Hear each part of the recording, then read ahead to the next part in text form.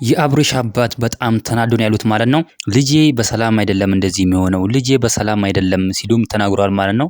እውነቱን ደግሞ በሰላም አይደለም በጣም እየዞረበት ነው። በቃ አንዴ ሄርሜላ ጋር ይላል፣ አንዴ ሩታ ጋር ይላል። ከሄርሜላ ጋር ታይቶ ነበር መኪና ውስጥ ገባ ሄርሜላ ታይቶ ነበር ማለት ነው። በጣም የሚገርም ነገር ነው ለመናገር ከሆነ የሆነ ግንኙነት አለው ማለት ነው። አሁን ደግሞ ከሩታ ጋርም ተመልሷል ማለት ነው። ከሩታ ጋር ነኝ ብሎ ቀለበቴን አውጪ ብሏት ነበር። ነገር ግን እሱን ቀለበት እንግዲህ ለሩትዬ ለጀግናዋ ለጠንካራዋ አርጎላታል። በጣም ነው ደስ የሚል ለመናገር ከሆነ አባትየው እንግዲህ በዚህ ድርጊቱ በጣም ተደስቷል። ነገር ግን ልጄ በሰላም አይደለም እንደዚህ የሚሆነው ልጄማ የሆነ ነገር ተደርጎበታል፣ ልጄ ተጠንቆሎበታል፣ ልጄ ተሰርቶበታል ሲሉም የአብርሽ አባት ጋሽዬም ተናግሯል ማለት ነው። እውነት ነው። በቃ አሁን ይሄ ነገር እውነት ለመናገር ትክክል ነው። የሆነ ነገርማ ተሰርቶበታል። ይሄ ልጅ በሰላም አይደለም እንደዚህ እየሆነ ያለው።